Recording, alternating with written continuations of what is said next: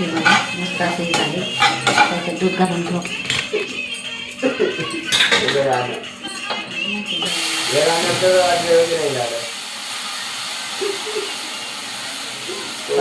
काही बनवते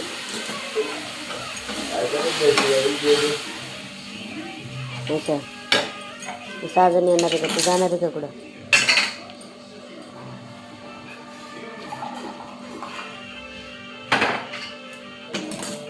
त्याच्यात तूप होतं म्हणून ते गरम पाणी दूध टाकून काढून घेतलेलं आहे मी.